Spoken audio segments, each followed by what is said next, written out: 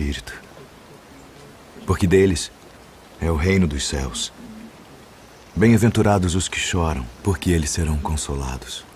Bem-aventurados os mansos, porque eles herdarão a terra. Bem-aventurados os que têm fome e sede de justiça, porque eles serão fartos. Bem-aventurados os misericordiosos, porque eles alcançarão misericórdia. Bem-aventurados os limpos de coração, porque eles verão a Deus. Bem-aventurados os pacificadores, porque eles serão chamados filhos de Deus. Bem-aventurados os que sofrem perseguição por causa da justiça, porque deles é o reino dos céus. Bem-aventurados sois vós, quando vos injuriarem e perseguirem, e mentindo disserem todo o mal contra vós, por minha causa. Exultai e alegrai-vos, porque é grande o vosso galardão nos céus. Porque assim perseguiram os profetas que foram antes de vós. Vós sois o sal da terra, e se o sal for insípido, para nada mais presta, senão para se lançar fora e ser pisado pelos homens. Vós sois a luz do mundo. Não se pode esconder uma cidade edificada sobre um monte, nem se acende a candeia e se coloca debaixo do alqueire, mas no velador, e dá luz a todos que estão na casa. Assim resplandeça a vossa luz diante dos homens, para que vejam as vossas boas obras e glorifiquem a vosso Pai que está nos céus.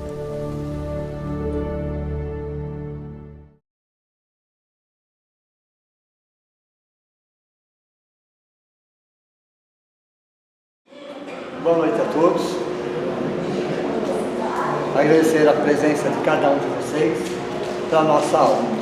Nesse momento, convido a todos a cerrar levemente os olhos, elevar o nosso pensamento a Deus, a Jesus, a toda a espiritualidade amiga aqui presente, agradecendo a esse tratamento, a essa oportunidade, a essa alegria de estarmos reunidos nessa casa que nos acolhe, que nos ampara, que nos dá a oportunidade do aprendizado e do trabalho.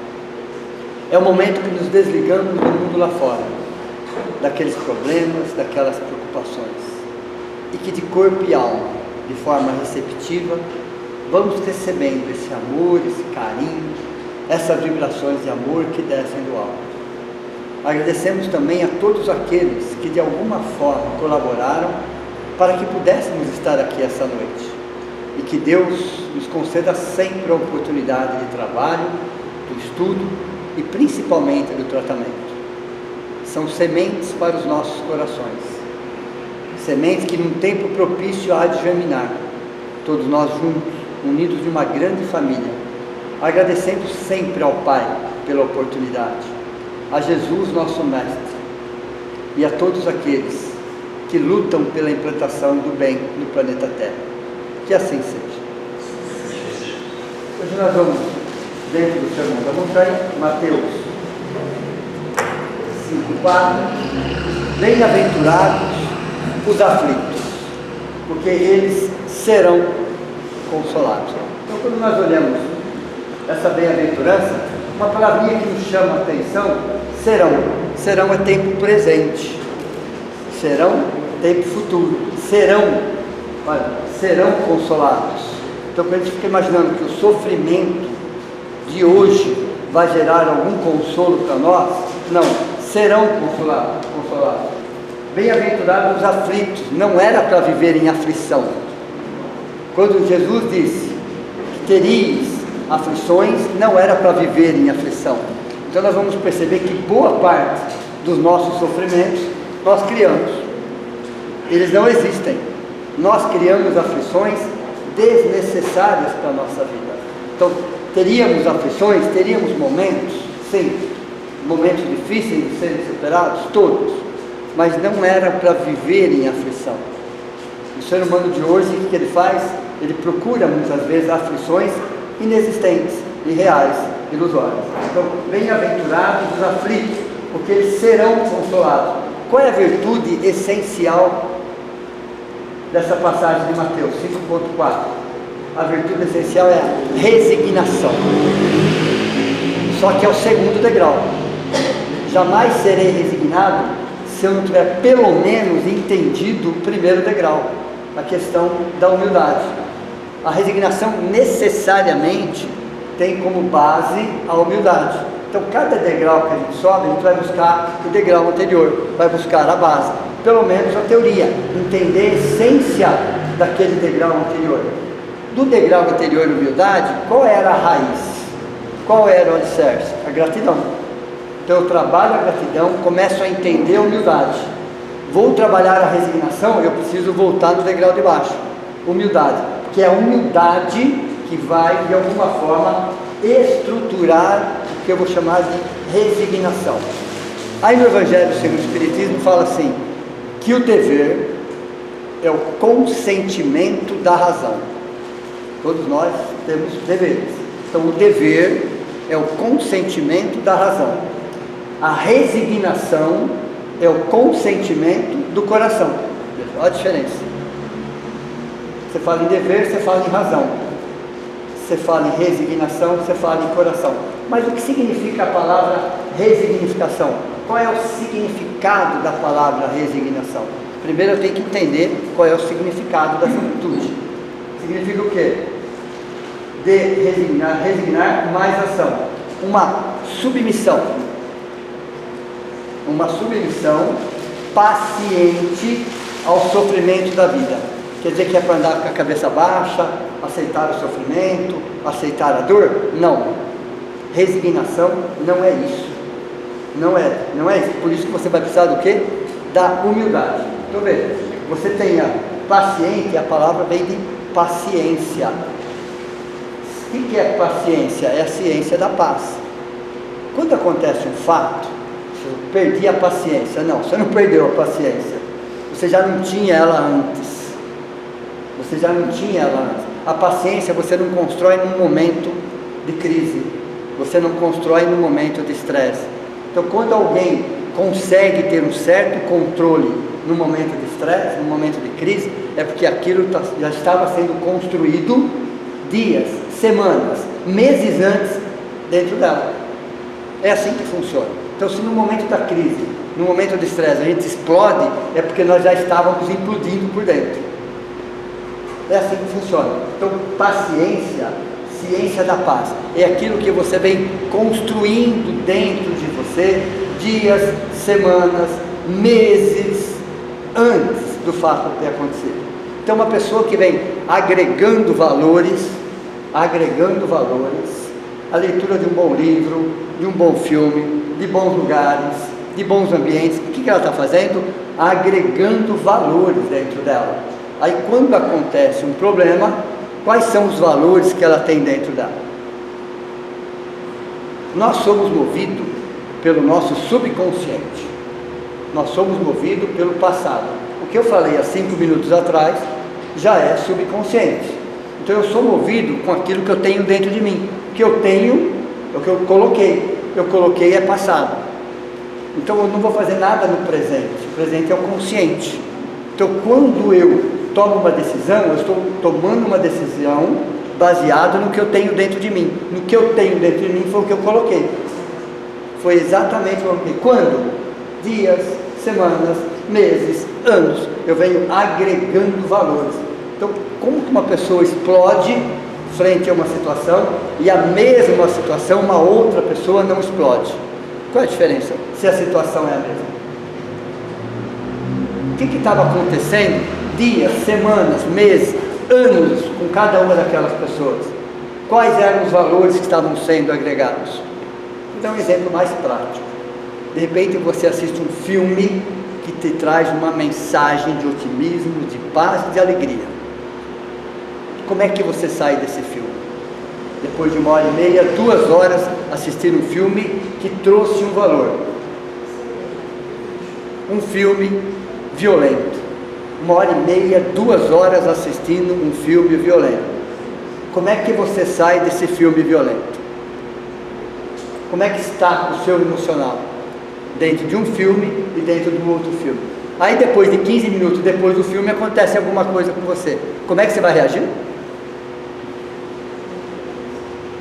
O que aconteceu? O que você tinha dentro de você? Que tipo de energia você estava se alimentando? Você vai explodir. Entenderam como funciona? Então nós vamos agregando valores, horas, dias, semanas, meses antes. Aí quando o fato acontece, você reage frente àquilo que você tem dentro de você. Isso significa o quê? Ciência da paz. Você vai construindo a paz dentro de você. É você que vai construir, não são as outras pessoas. Quando se fala em resignação, você vai falar de uma virtude psicológica. Só depende de você. Assim como a humildade só depende de você, a resignação só depende de você. Você não depende de terceiros. Você não depende de fatos externos. Você depende somente de você. Então você tem a resignação ativa e você tem a resignação passiva, que são diferentes. O que a doutrina espírita, o que Jesus disse aqui, ele estava falando da resignação ativa. O que é a resignação ativa? Ela está atrelada à humildade. Você está com os pés no chão. Você está atrelado à aceitação. Você fez tudo que poderia ser feito. Você fez o seu melhor. Você não parou de lutar um minuto. Usou todos os recursos possíveis e impossíveis. Então você aceitou o fato porque você sabe que você fez o seu melhor. Você não fez o seu possível. Você fez o seu melhor dentro daquela situação. Isso é uma resignação ativa, tem a ver com ação. Você está agindo. Toda pessoa que é resignada ativamente, ela está agindo. A palavra aqui, ó, ação. A própria palavra resignação, ó, significa ação. Você está fazendo. Pode ter feito tudo errado, mas você fez. Dentro daquilo que você podia, dentro daquilo que você sabia, dentro das suas possibilidades. Mas você fez. Então, resignação ativa é humildade, é aceitação, é ação, é entendimento, que você vai até um certo ponto, dali para frente você não vai mais. Não cabe mais a você ir dali para frente. Vamos pensar numa historinha que todos vocês conhecem. Judas caminhou lado a lado com Jesus, conversou com ele. Jesus conversou várias vezes com Judas, mas Jesus não impediu que ele tomasse aquela decisão, mesmo sabendo que ele ia tomar aquela decisão. Entendeu? Foi até um certo ponto. Eu estou falando de Jesus. Jesus sabia que dali para frente ele não podia ser mais. Governador do planeta Terra sabia que dali para frente ele não podia fazer mais. Entenderam ou não? Assim somos nós. Nós vamos até um certo limite. Dali para frente não é mais conosco. Nós não temos o destino das pessoas nas nossas mãos, nem o nosso. Isso é obediência? Obediência, isso é uma aceitação, ó. Tem a ver com humildade. Saber que você está com os pés no chão, saber que você está fazendo o seu melhor, mas você entende que você vai até um certo ponto, dali para frente você não vai mais. E você não se revolta por isso. Porque o que traz revolta é o orgulho. Aí temos a resignação passiva. Orgulho. Se a base aqui é a humildade, a base aqui é o orgulho. Na resignação ativa, você está agindo, mas você está trabalhando a humildade. Na resignação passiva, é o orgulho a base. Acomodação, reclamação, pessimismo e negativismo. Na resignação passiva, você está esperando as coisas acontecerem. Aí você se revolta. Aí você briga, aí você xinga. Olha que interessante. Você reclama, você se acomoda, você terceiriza, você justifica. Perceberam a diferença ou não? A base aqui é a humildade, a base aqui é o orgulho. Então quando Jesus fala bem-aventurados os aflitos, é aqueles que estão trabalhando a resignação ativa. Não é aqueles que estão trabalhando a resignação passiva. Entenderam a diferença ou não?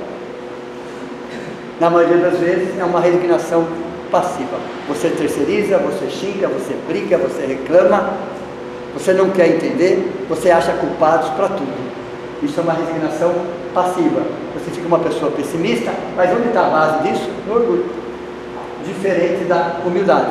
Por isso que no Evangelho segundo o Espiritismo se fala que a resignação é o consentimento do coração, do sentimento. Mas para você ter o consentimento do coração, você precisa de humildade. Mas já que a gente está falando sobre dor, dor é diferente de sofrimento. A doutrina espírita nos ensina que a dor no nosso planeta Terra, num planeta primitivo, é necessária, num planeta de provas e expiações é necessária, num planeta de regeneração, só no início, depois não existe mais. Por que será que ela não existe mais dali para frente? Porque dali para frente, o espírito já entendeu, já compreendeu que ele pode aprender pelo amor, ele não precisa aprender pela dor.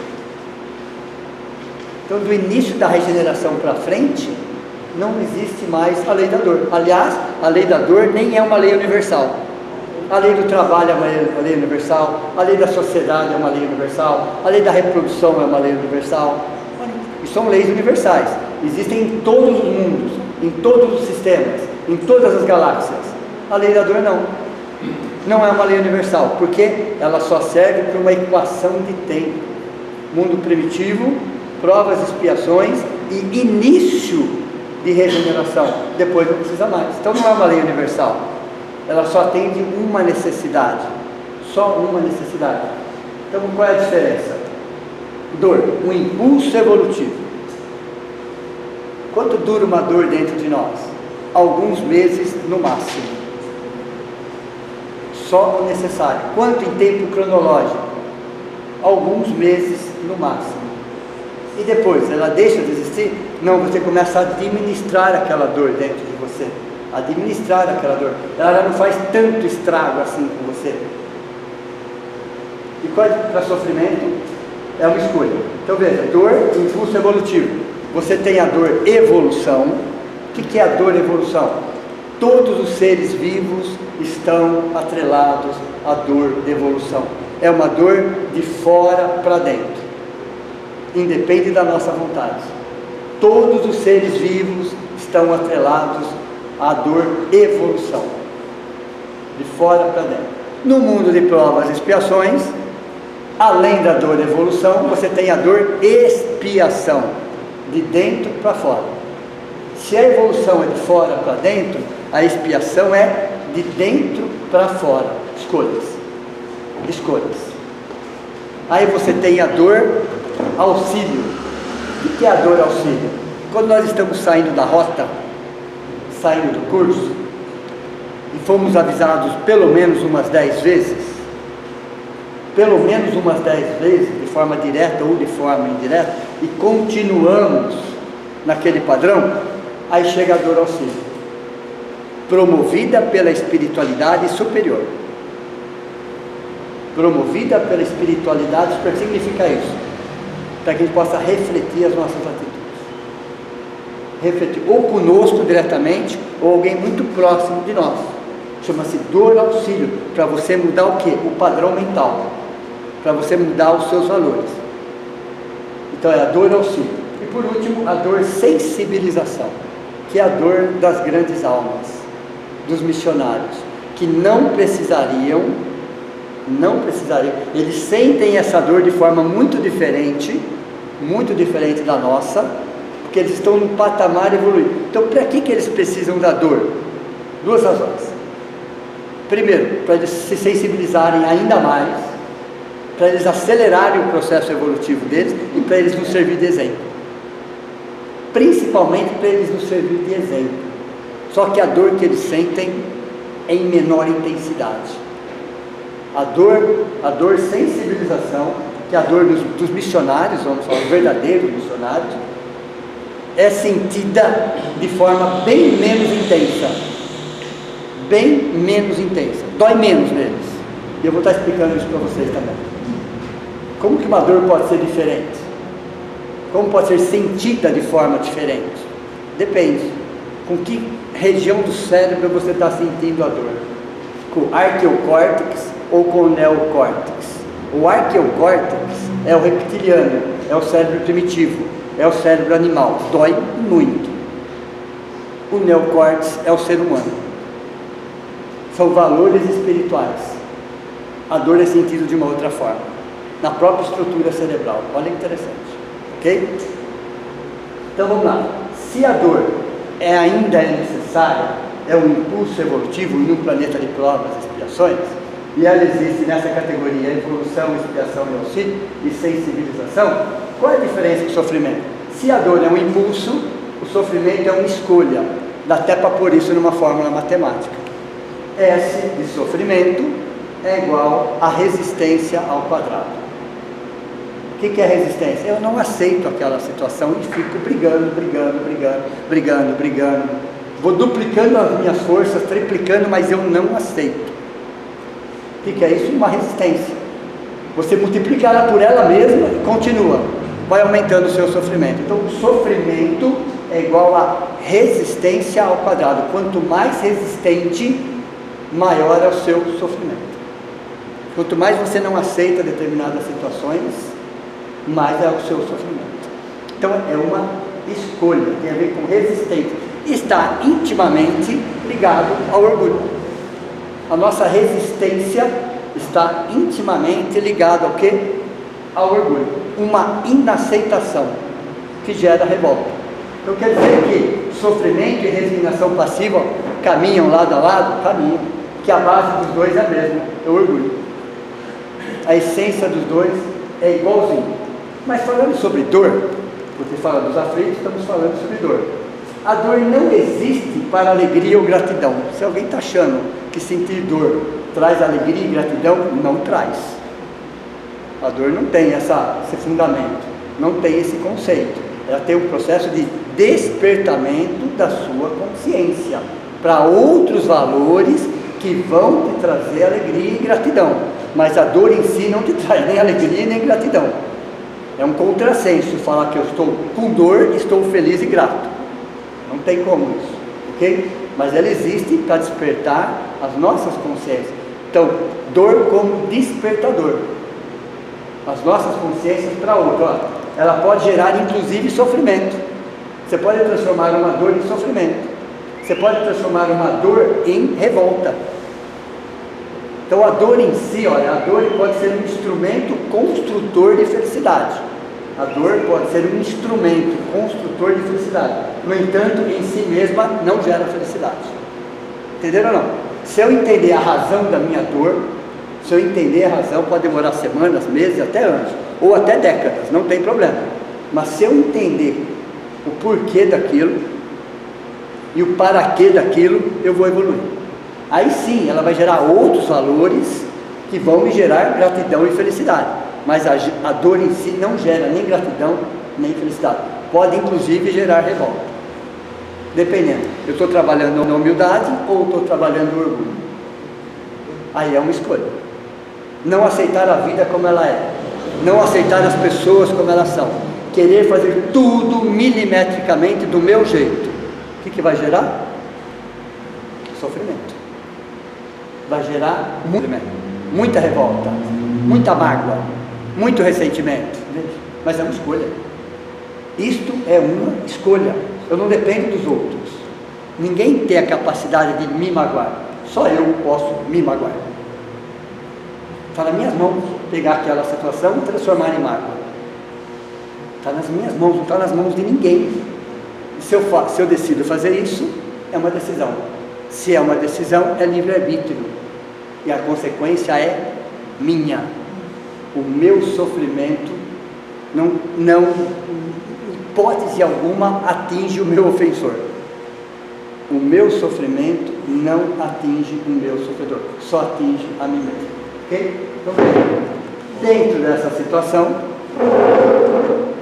Ô Cássio, pegando um pouco da parte de cada dor e sofrimento, se nós observarmos a vida do Chico Xavier... Missionário, sensibilização. Certo.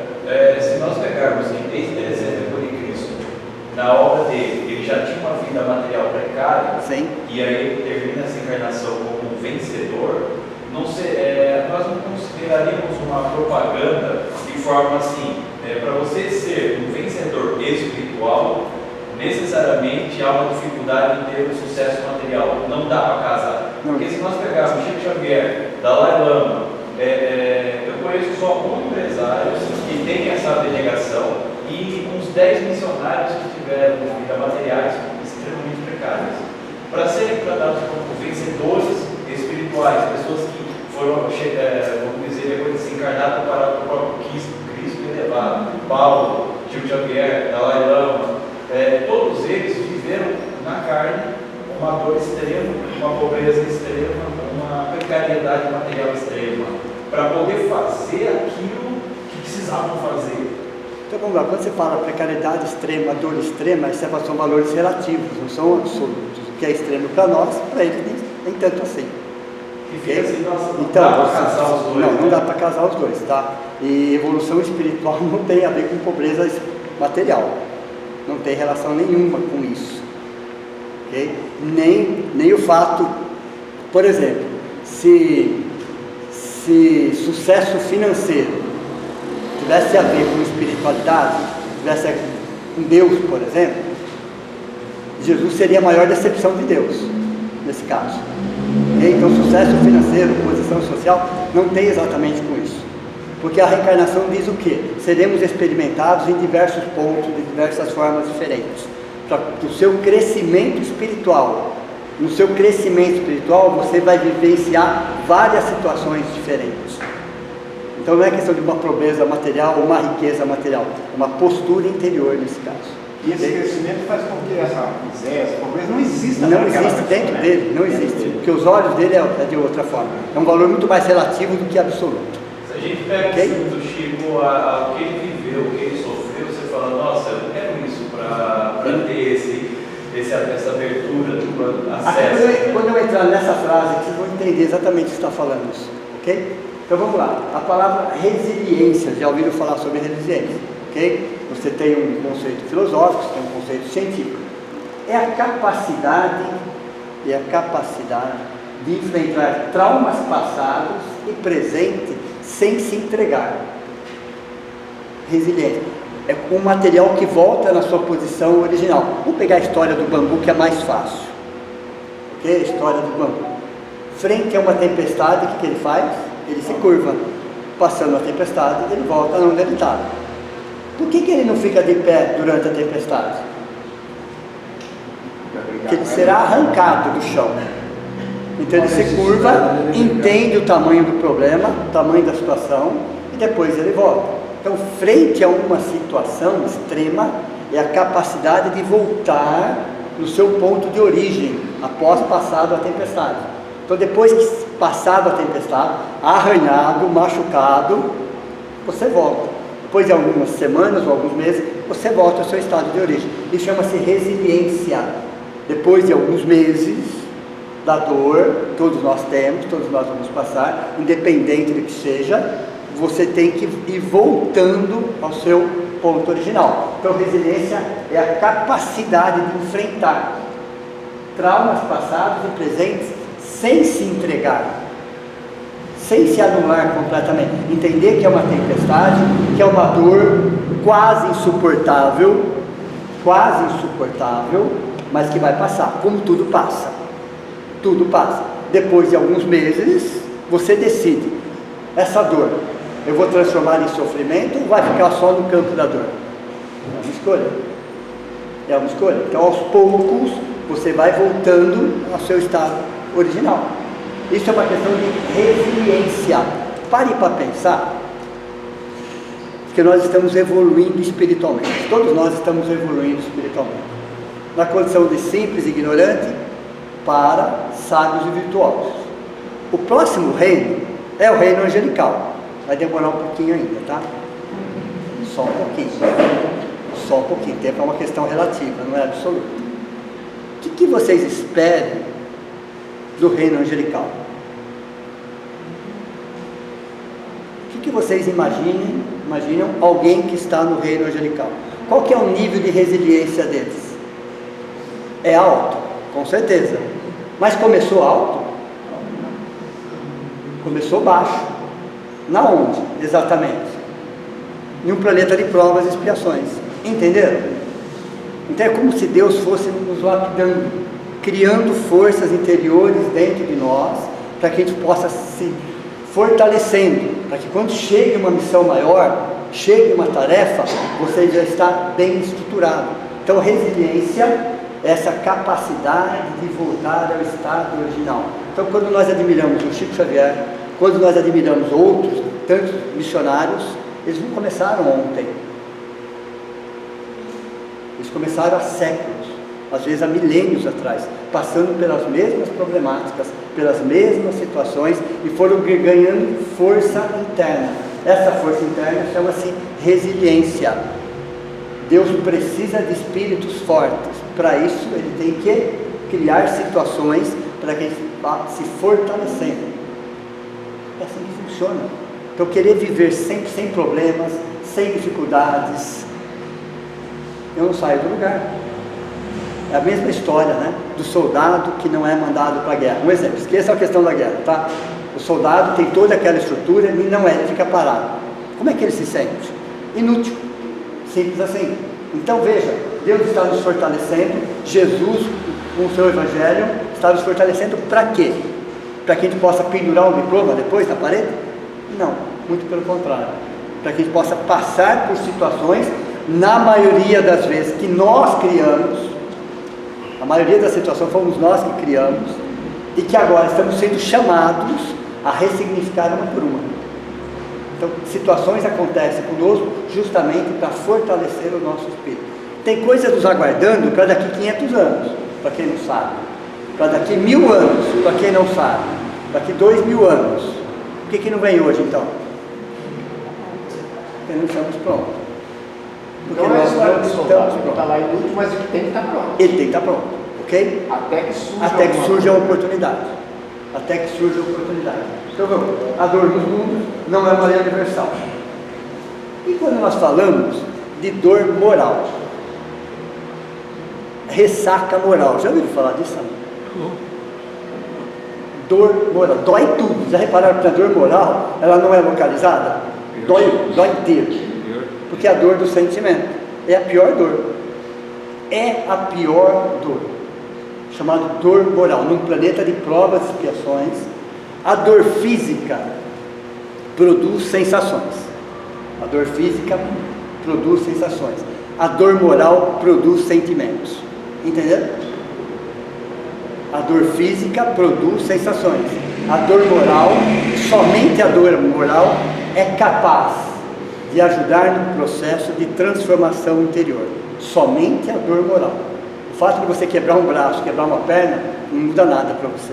O fato de você ter passado por uma decepção e com o tempo entender o porquê e as razões, te transforma num espírito forte. Entenderam ou não? Isso é dor moral. Somente a dor moral é forte o suficiente para que a gente possa ressignificar valores dentro de nós. A dor física não tem esse objetivo. Uma dor física vem e vai, mas somente uma dor moral é capaz de criar espíritos fortes dentro do planeta. Exatamente isso. Dor moral. A dor no reino animal, primeira coisa, que é uma pergunta muito comum, né? Por que os animais sofrem? Por que eles sentem dor? Eles não estão atrelados à lei de causa e efeito, com certeza, okay? São princípios espirituais.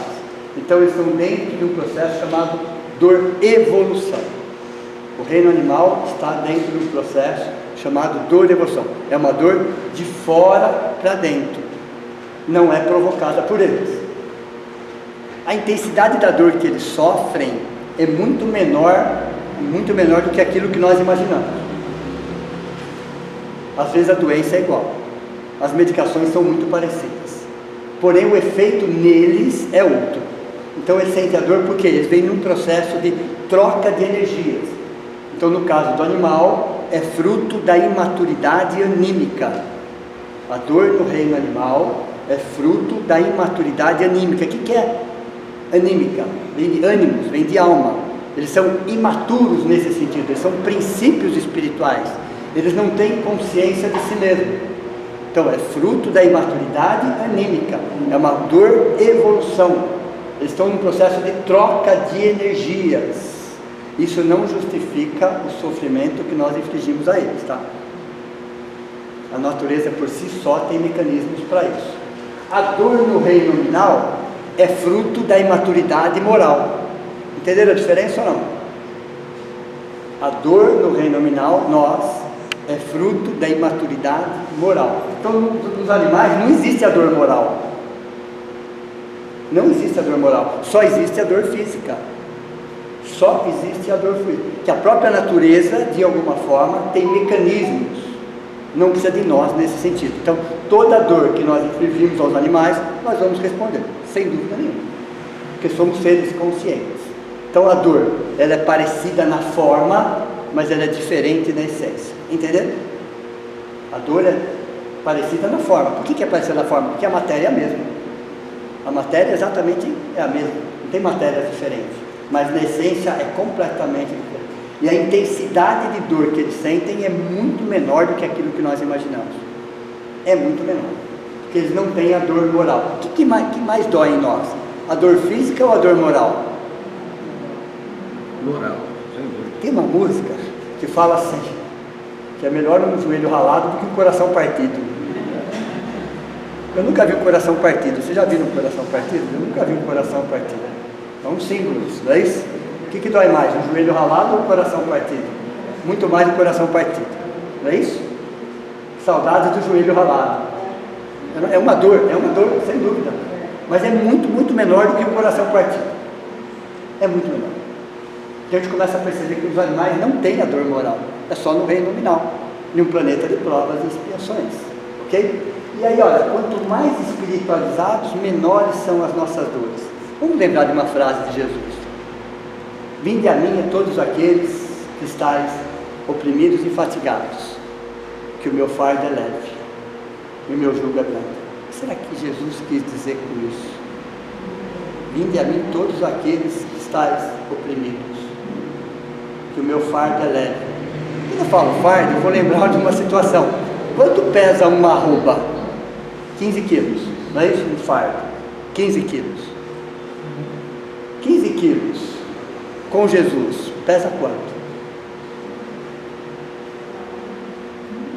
Pergunta boa, né? 15 quilos sem Jesus, pesa quanto? 15 quilos com Jesus, pesa quanto? Uma pergunta boa isso. Porque veja, quanto mais espiritualizados, menores são as nossas dores. Nós somos formados de 3 cérebros, ok? O cérebro reptiliano, ele é o primeiro cérebro, animal, instintivo. O segundo cérebro é chamado de emocional. E o terceiro cérebro, são 3 camadas, racional. No arqueocórtex você tem o quê? Você tem o primeiro, o reptiliano. Arqueo vem de arqueologia, vem de antigo, vem de arcaico. É o cérebro primitivo, reações instintivas. Tem dentro do nosso cérebro sistema de analgésico central, dentro do nosso cérebro. O que acontece? Quando eu trabalho só o reptiliano, só instintivamente, eu estou trabalhando a minha parte animal. Aí a dor é muito maior. Quando eu trabalho o neocórtex, neo significa novo, que é o racional, eu estou pegando a parte humana, a parte de seres humanos. Isso libera endorfina e outros hormônios. Toda vez que eu sou uma pessoa otimista, toda vez que eu trabalho a alegria, toda vez que eu agrego valores, todas as vezes que eu trabalho o perdão, todas as vezes que eu sou um agente facilitador, eu estou produzindo endorfinas e outras substâncias. O que é endorfina? É o meu analgésico natural, também conhecido como hormônio da felicidade, oxitocina. Então toda vez que eu decido trabalhar o neocórtex ou o racional, eu estou sendo ser humano. Toda vez que eu abaixo o meu padrão, que eu vou querer bater do mesmo jeito, forçar da mesma forma, eu estou trabalhando o meu lado instintivo. Aí eu estou produzindo cortisol, outra substância. Onde a dor é maior ou menor? Então eu estou com a arroba de 15 quilos, subi numa montanha. Aqui no pé, estou descansado, estou pegando aqueles 15 quilos. Depois que eu subi uns 100 metros, como é que está aqueles 15 quilos? Já está pesando 30. Mais 100 metros está pesando 60. Ok? Tem 400 metros. 100 metros já está com 30 quilos. Mais 100 metros, 60 quilos. Mais 100 metros, 90 quilos. Aí eu encontro Jesus, fico tudo feliz. Cato aquilo e saio subindo. Perceberam? Porque ele estimula o quê? O seu lado neurocórtex. Você encontra forças onde elas não existem. Porque você produz essa substância. Por isso que Jesus trouxe essa frase. Ninguém entendeu até hoje. Vinde a mim. O que é a mim? Ao neocórtex, ao seu melhor, ao seu lado ser humano. Todos aqueles que estão cansados e oprimidos, todos aqueles que estão esgotados, você vai encontrar no neocórtex, você vai encontrar no seu melhor, no seu lado ser humano, as forças que você precisa, porque o seu cérebro vai produzir as endorfinas necessárias e outras substâncias para que você possa resistir. Entenderam? Então veja, quanto mais espiritualizados, menores as nossas dores. Então, na resignação ativa, o que eu estou trabalhando aqui? Humildade, aceitação, ação e entendimento. Estou trabalhando o quê? O neocórtex. Na resignação passiva, orgulho, acomodação, reclamação, estou trabalhando o quê? O arqueocórtex. Entenderam ou não? Por isso que algumas pessoas, frente ao mesmo problema, reagem de um jeito e a outra reage do outro. Ao mesmo problema. Por que duas pessoas reagem de forma diferente? De acordo com aquilo que eles decidem. Aliás, uma perguntinha: que tipo de ser humanos nós somos? Eu vou fazer uma analogia aqui. Imagine que na vida de todo ser humano existem momentos difíceis. O próprio Jesus disse: no mundo tereis aflições. Ok? O que seriam essas aflições? São situações que vão nos atingir mais cedo ou mais tarde. É só uma questão de tempo. Por exemplo, a morte de um ente querido. É um fato que vai nos atingir. É só uma questão de tempo. Às vezes uma doença é um fato que vai nos atingir. É só uma questão de tempo. Então nós vamos perceber que na vida de todo ser humano vai acontecer situações. Vai acontecer situações. As mesmas situações no mundo inteiro. Existem situações que vai acontecer com todos os seres humanos do mundo todo. 8,5 bilhões de habitantes, existem algumas situações que serão iguais para todos. A morte de um ente querido é um exemplo. Uma doença. Então percebe que não existe nenhum ser humano que não vai passar por essa experiência. Não existe. Okay? Então vocês imaginem que essas experiências é uma pedrinha que vem na nossa direção e que vai nos atingir. Está direcionada, okay? Ela está teleguiada, vamos falar assim. Por mais que você fuja, ela vai te alcançar. E ela encontra. Ela vai encontrar você com que estrutura? Essa é a pergunta. Com que estrutura essa pedrinha, que pode ser uma doença, que pode ser a morte de um ente querido, que pode ser algum outro fato. Mas você sabe que ela vai chegar. Todos nós sabemos que ela vai chegar em algum momento. Ela vai me encontrar com que estrutura? Com uma estrutura de vidro, lindo, maravilhoso, polido, é uma estrutura, ok? Extremamente endurecido, não é assim? Qual é o coeficiente de dureza de um vidro? É altíssimo, é altíssimo. Vai nos encontrar com uma estrutura de plástico. Imagine um corpo, tá? Nós temos um corpo de vidro, temos um corpo de plástico, ou vai nos encontrar com um corpo de ferro. É uma escolha. Vai me encontrar com um corpo de vidro, lindo e maravilhoso, ok? Vai me encontrar com uma estrutura de plástico, ou vai me encontrar com uma estrutura de ferro. A pedrinha vai vir. O que acontece quando aquela pedrinha bater no corpo de vidro? Caco, não é isso?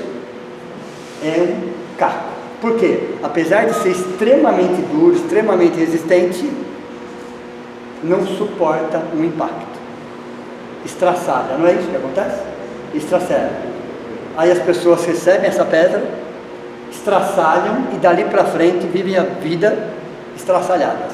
Não vê mais alegria em nada, vira uma pessoa pessimista, negativista, não sente mais prazer, não quer mais convivências com as outras pessoas, se isolam. Por quê? Porque estraçalhou aquela pedra, se sentem injustiçadas, porque Deus fez isso comigo, como se ela fosse a única a passar por aquele problema. Então gera revolta, gera mágoa, gera ressentimento, gera inconformação. As pessoas estraçalham frente aqui, dali para frente é um monte de carro caminhando, só isso, ok? É uma pedrinha, chamado morte de um ente querido, vou dar esse exemplo para ficar mais fácil, ok? Essa mesma pedrinha encontra agora um corpo de plástico, não estraçalha, plástico não estraçalha, porém deforma, não é isso? Não estraçalha, mas as pessoas dali para frente andam deformadas, até tem momentos de alegria e de prazer, mas na maioria das vezes se sentem deformadas. Minha vida nunca mais foi a mesma depois daquele fato, nunca mais encontrei alegria, nunca mais entusiasmo frente àquele fato.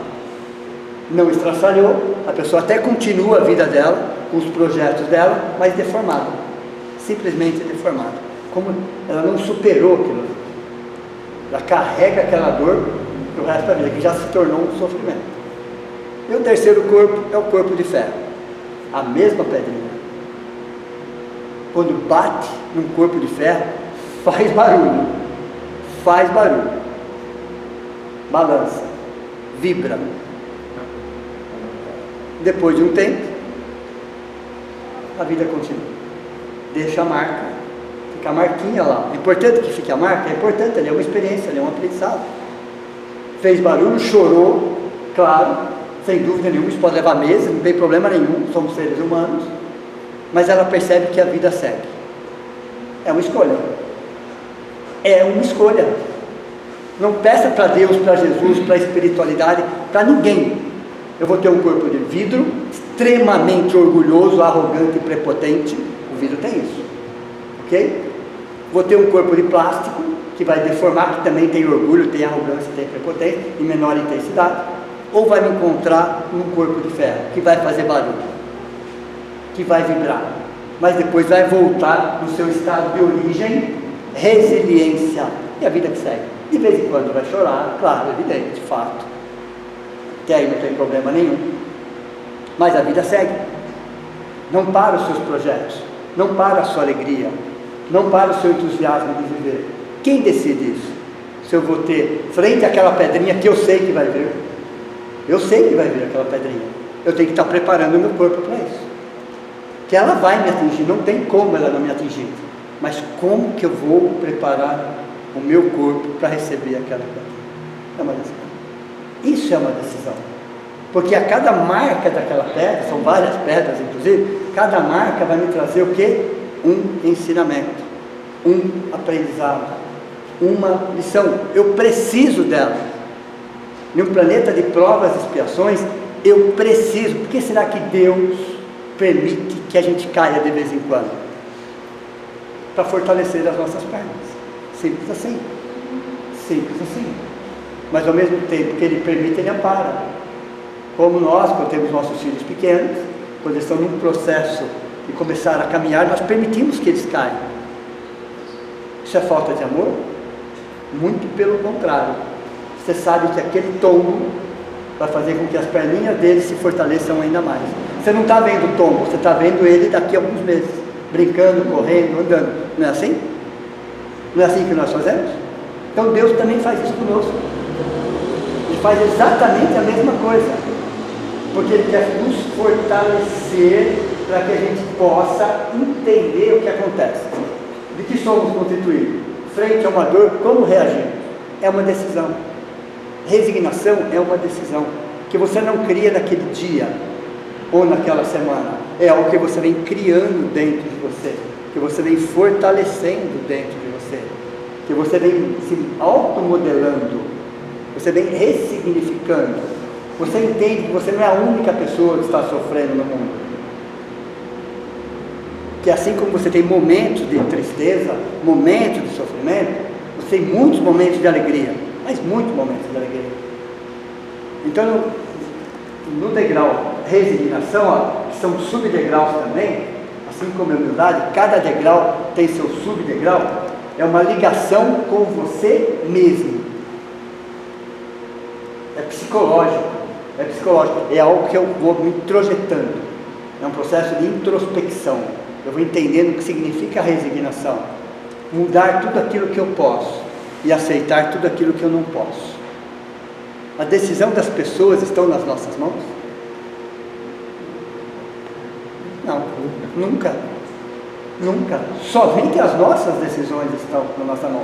Eu posso fazer o meu melhor para manter aquela pessoa do meu lado, mas isso não é garantia nenhuma. Não é garantia nenhuma. Tratar as pessoas com carinho, com respeito, com consideração, aumenta a possibilidade dela ficar perto. Aumenta a possibilidade, mas não é garantia nenhuma. E se eu fizer o contrário? Aumenta a possibilidade dela ir embora. É assim que funciona. Como é que eu posso ter as decisões das pessoas nas minhas mãos? Nem as minhas, às vezes eu não tenho. Até as minhas eu tenho, às vezes, uma dificuldade para entender. Você imagina as decisões das pessoas. Então, quando você fala em resignação, você está olhando para dentro de você. E aí, para dentro de você, às vezes você tem que olhar a dor do outro. Olhar a dor do outro. Não é sentir a mesma dor, porque a dor, é interessante a dor, porque ela é algo padronizado, personalizado. A nossa dor é como a doença. As doenças são parecidas, elas são iguais na forma, mas elas são diferentes na essência. Cada doença, ela é personalizada. Cada um traz a sua doença. Quando você fala em doença, vamos lembrar de um conceito da neurociência. É um conceito moderno. A dor é um fenômeno fisiológico. A neurociência começa falando assim: a dor é um fenômeno fisiológico, não é patológico. Se ela é um fenômeno fisiológico, ela tem a ver com vida. Só sente dor quem está saudável. Olha o conceito da neurociência: só sente dor quem está saudável. Então a frase fica assim: a dor é um fenômeno fisiológico movido por uma injúria celular,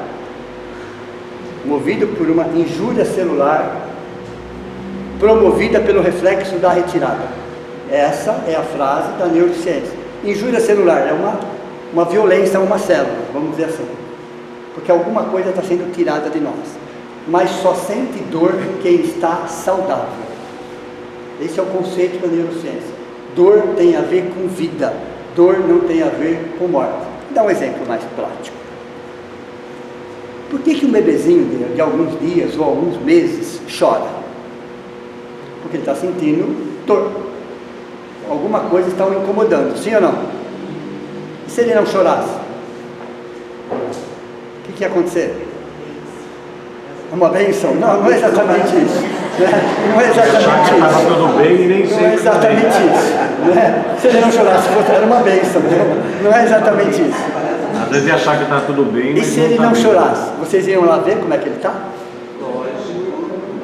Lógico. Será? Poderia até ir ver, claro. Perceberam? Como é necessário? Vou dar um exemplo mais prático, então. Estamos na nossa correria do dia a dia, em todos os nossos compromissos, em cima da hora, e você torceu o pé. Mas deu aquela torcida no pé. O que você faz? Para tudo e vai cuidar do pé. É ou não é? Sim. Cadê os compromissos? O que aconteceu com eles? Mas vamos supor que você não sentisse dor. Quando que você ia parar para ver o que aconteceu no pé? Quem sabe semana que vem, mês que vem, no próximo feriado? Sim ou não? Quem sabe? Perceberam onde eu quero chegar ou não? A dor é sinônimo de saúde. não é sinônimo de doença, é um fenômeno fisiológico. Só tem dor quem está saudável. Porque a hora que você parar de sentir dor, o que aconteceu? Entenderam ou não? A hora que a gente parar de sentir dor, sinto dizer para vocês, ok? Já era, ok? Porque a ausência de dor significa morte. A ausência de dor, comecem a agradecer as dores agora aqui para frente, ok? A ausência de dor significa morte. Dor é o quê? Algo que está errado dentro de nós, que precisa ser corrigido, que precisa ser tratado, entenderam? Então, dor é um fenômeno fisiológico, não é patológico. Dor não é sinônimo de doença, é sinônimo de saúde. Se está doendo é para você tomar providência. É alarme. Entenderam ou não? É um alarme. Funciona como um alarme. Se a gente não sentisse dor, vem bastante depois dos 60, quando aí pega dos 60. vai aumentando conforme o Meu alarme está ligado. O meu, ok? então veja, coluna, é agradecer as dores, porque significa que nós estamos vivos. Estamos vivos. Imagine se nós tivéssemos uma doença, seja qual for, e você não sentisse nenhuma dor. Se nós tivéssemos uma doença e não sentíssemos nenhuma dor. Então alguma coisa no nosso organismo não está em equilíbrio. Isso gera dor, para que você o mantenha saudável. A dor é o quê? É um fenômeno fisiológico. Significa que alguma coisa está errada e tem que ser tomado providências, para que a gente se mantenha saudável. Em relação à dor física, em relação à dor moral, funciona do mesmo jeito? Sim, claro, o conceito é o mesmo. O conceito é o mesmo. Então a dor ela existe justamente para nos alertar. Alguma coisa fisicamente, psicologicamente, emocionalmente não está bem. Para você se manter uma pessoa saudável, você precisa fazer correções. Isso é vida, isso é saúde, não é morte, não é doença. Então por isso que a neurociência de hoje fala, dor é um fenômeno fisiológico, que é provocada por uma injúria celular, uma agressão nas células, por um reflexo de retirada. Alguma coisa foi retirada da gente, a saúde foi retirada naquele momento, e aí o seu cérebro fala, está doendo. Se está doendo, tome providência. Não importa se é física, se é psicológica, se é emocional. Faça alguma coisa. Então, a dor é um processo evolutivo. A dor moral seria, se a dor física é sinônimo de saúde, A eu dor não moral sinto dor também. física porque eu tenho saúde, a dor moral é porque eu tenho consciência. Exato. Porque no Exato. caso do desencarnado, por exemplo, que ainda permanece com a sensação das dores físicas, mas no caso dele seria uma dor mais moral. Né? É um reflexo. As dores físicas é um reflexo, ok? Mas no caso É a dele- dor moral. É a dor moral. Se está sentindo a dor moral é porque existe alguma coisa de errado. A dor significa o quê? Um sinal de alerta. Ó, temos que tomar providências. Mas já é um Você sinal sabe que não positivo. devia ter feito aquilo e Exato, fez. exato. Mas já é um sinal positivo. E aí- É um sinal Já tem positivo. consciência daquilo. A dor é um sinal positivo. É um processo evolutivo. Está no caminho certo. Tá... A dor é um sinônimo de saúde. Algo não está bem e precisa ser corrigido. Esse é o sinal da dor. É um sinal fisiológico, não é patológico, é fisiológico. Entenderam esse conceito? Esse é um conceito moderno. Se está doendo alguma coisa, eu preciso corrigir. É o auxílio que se coloca. Exato, entendeu? E aí, para eu sentir a dor de alguém, primeiro que eu nunca vou sentir a dor de alguém, porque as dores estão personalizadas, mas eu posso ter ideia da dor da pessoa. Para eu conseguir ajudar alguém, para eu conseguir trabalhar algo chamado empatia. O que é a empatia? Ó, colocar-se no lugar do outro. Mas eu só vou conseguir me colocar no lugar do outro se eu tiver vivido as mesmas experiências. Entenderam ou não? Sim. Nós não temos conhecimento nenhum. Tem ou é, fica só teórico. Então toda aquela pessoa que trabalha em empatia é porque ela já passou por aquilo. Ela falar que conhece você não sabe. qual é aquela dor. Vou dar um exemplo mais prático, ok? Só uma pessoa que já passou pela depressão sabe o que significa a depressão. Entenderam? Você tem que ter passado por aquela experiência. Então, quando nós falamos dos nossos benfeitores, orientadores, espíritos que estão no degrau de cima, eles já passaram pelos mesmos processos, N vezes. Então, quando eles vêm conversar conosco, eles se lembram exatamente, é interessante, eles voltam no passado, não para reviver o passado. Esses espíritos voltam no passado não para reviver, mas para entender qual foi a lição daquela experiência. Entenderam ou não? Entender qual foi a lição. Com certeza foram várias. Sem revolta, por várias. Então, empatia é você se colocar no lugar do outro. Porém, quem consegue ter essa empatia? Quem já passou por aquilo.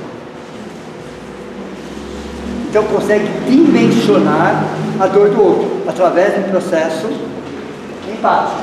Entendeu? Porque senão fica só na teoria. Para quem nunca passou por aquela situação, quando você vai falar, fica só na teoria.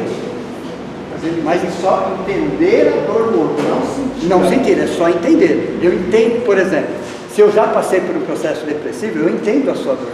Porque eu já passei por isso. Não é sentir a sua dor, mas eu entendo a sua dor. E a pessoa percebe. Exato. Com quem você está, a pessoa percebe. Com certeza. Fala, opa, Entendeu?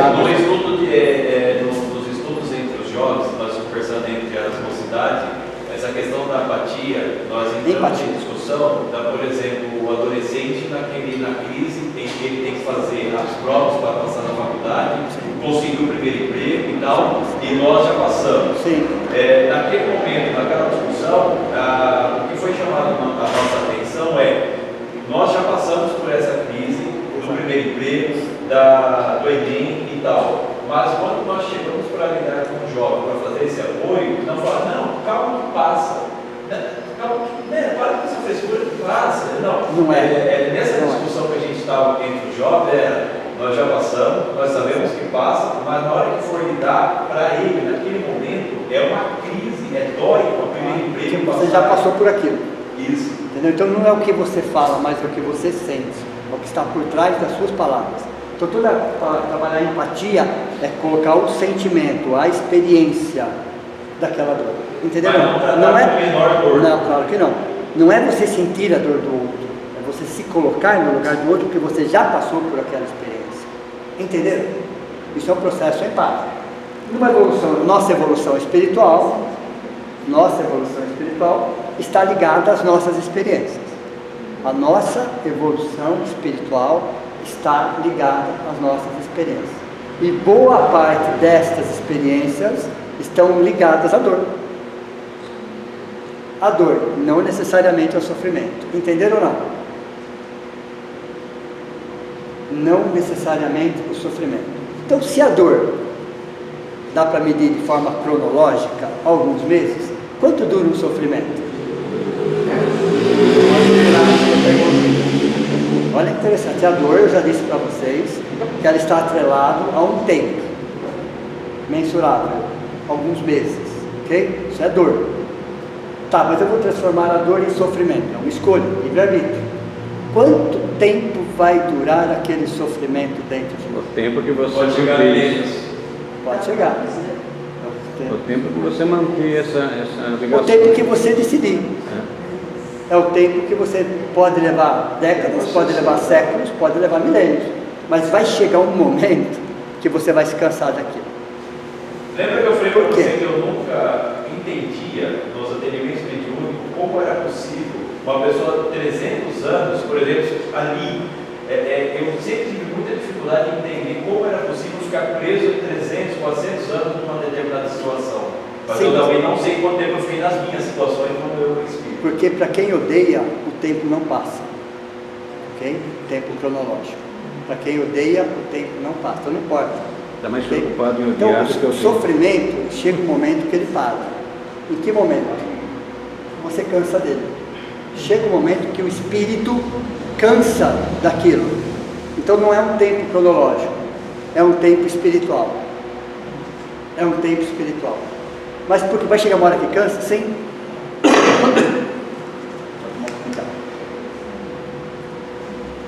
Porque existe um determinismo divino. O que é um determinismo divino? Primeiro, é uma imposição.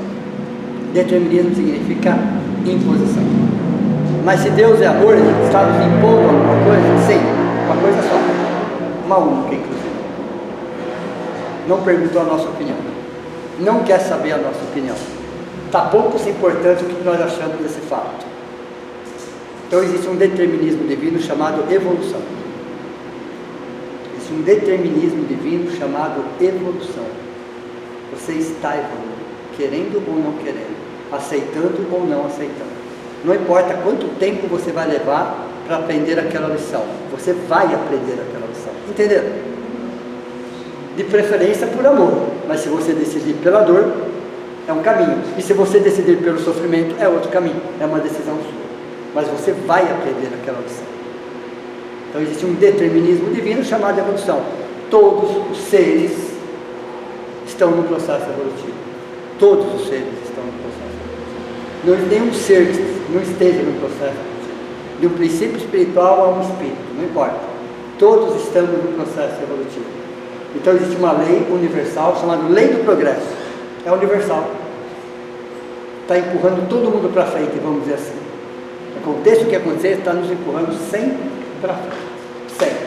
Então a evolução muitas vezes está vivenciada pela dor. O erro, nós chamamos de erro. É interessante, nós temos uma visão dualista e fatalista. Está certo ou está errado? Mas, assim, essa é a visão que nós temos. Dualista, dois caminhos, e fatalista. Eu estou aqui, eu estou ali. Quem disse para vocês que o universo trabalha dessa forma? Mas vamos supor que ele trabalhasse dessa forma. A gente não vai entender de outro jeito, não é? Então vamos ter uma visão dualista e fatalista, mas com outros nomes. Dentro do que eu chamo de erro. Dentro do que eu chamo de erro, ok? Para o universo, numa visão dualista e fatalista, o que existe é aprendizado e aprimoramento. Entendeu? Já que a gente quer uma visão dualista e fatalista, ou eu estou em aprendizado, e se eu estou em aprendizado, erros são naturais, são normais, são saudáveis. Deu para ver? Porque eu estou em aprendizado. Aquela lição ainda não está assimilada dentro de mim. Então o que eu chamo de erro, o universo chama de aprendizado. E aquilo que eu já aprendi, eu estou aprimorando. Aquela lição já aprendida, volto aqui na questão dos missionários. Aquela lição já está aprendida, já está assimilada.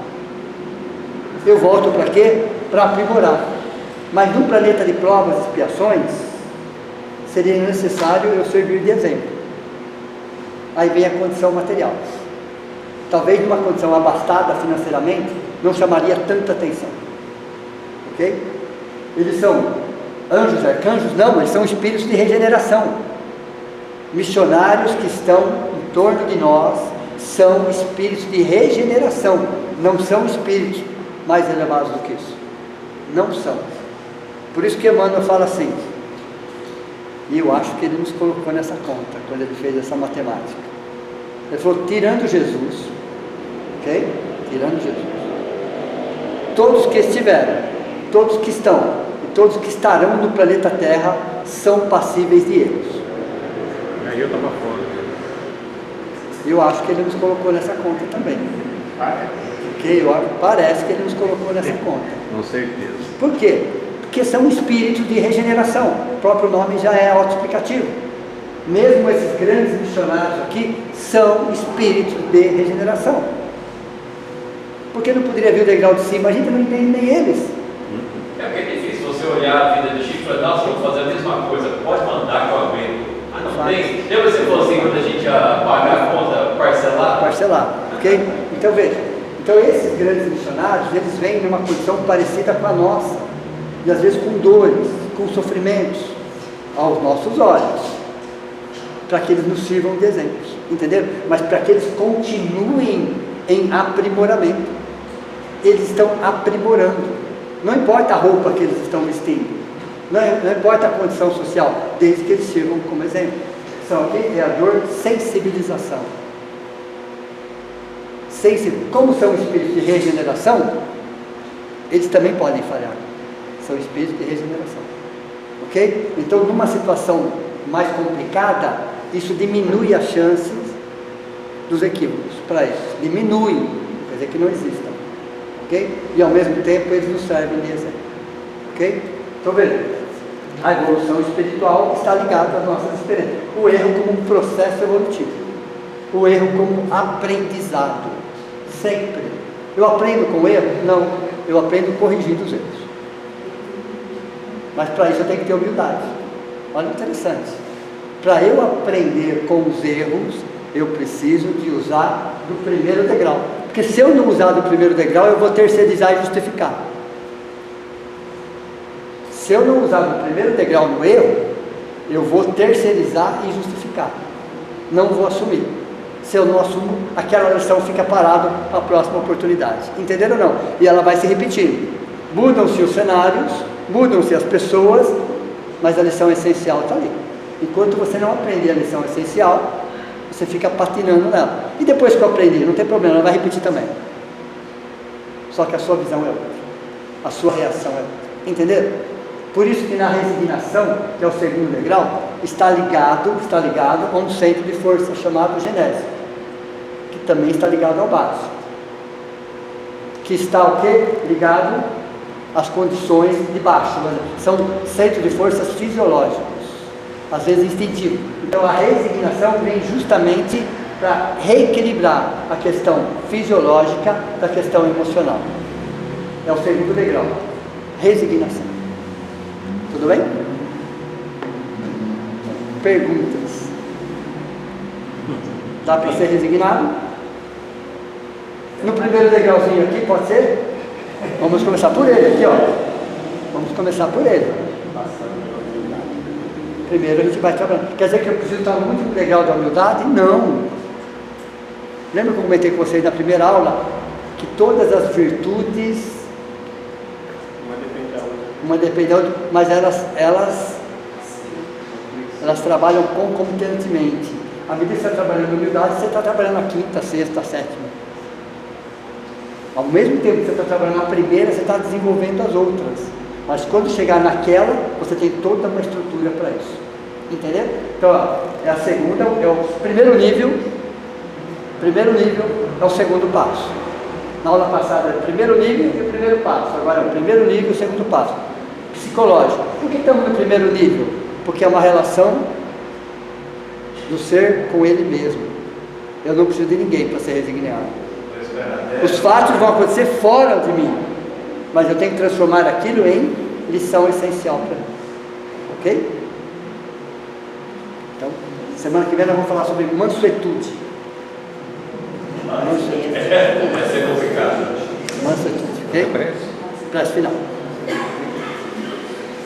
Então vamos nesse momento cerrar os nossos olhos, elevar o nosso pensamento e agradecer por essa espiritualidade, por a equipe de médicos, enfermeiros, socorristas, amparadores, guardiões, amigos do plano maior, nossos entes queridos que aproveitam desse momento, dessa alegria de estarmos juntos, para trazer uma semente, e que essa semente seja depositada nos nossos corações, e com o tempo, refletindo sobre elas, entendendo o porquê e o para quê, buscando junto com Deus, com Jesus, com a nossa essência.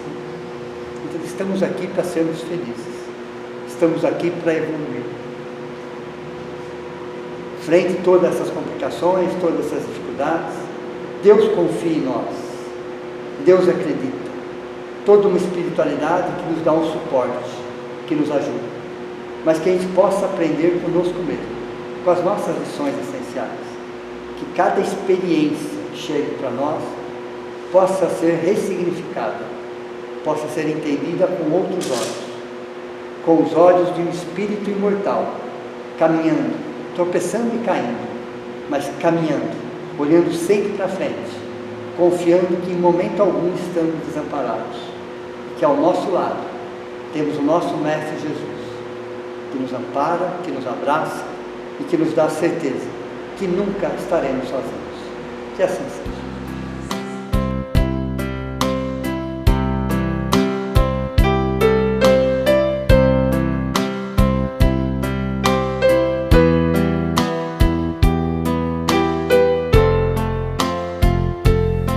Deus, nosso Pai, que tendes poder e bondade, dai força àquele que procura a verdade. Ponde no coração do homem a compaixão e a caridade. Deus, dai ao viajor a estrela guia, ao aflito a consolação, ao doente o repouso. Pai, dai ao culpado o arrependimento, ao espírito a verdade, à criança o guia, ao órfão o pai. Senhor, que vossa bondade se estenda sobre tudo o que criastes. Piedade, Senhor, para aquele que não vos conhece, esperança para aquele que sofre. Que vossa bondade permita aos Espíritos Consoladores derramarem por toda a parte a paz, a esperança e a fé. Deus, um raio, uma faísca do vosso amor pode abrasar a terra. Deixai-nos beber nas fontes fecundas e infinitas, e todas as lágrimas secarão, todas as dores acalmar-se-ão. Um só coração, um só pensamento subirá até vós, como um grito de reconhecimento e amor. Como Moisés sobre a montanha, nós vos esperamos com os braços abertos. Ó poder, ó bondade, ó beleza, ó perfeição, e queremos de algum modo alcançar a vossa misericórdia. Deus, dai-nos a força de ajudar o progresso a fim de subirmos até vós. Dai-nos a caridade pura, dai-nos a fé e a razão. Dai-nos a simplicidade que fará das nossas almas o espelho onde se refletirá a vossa imagem.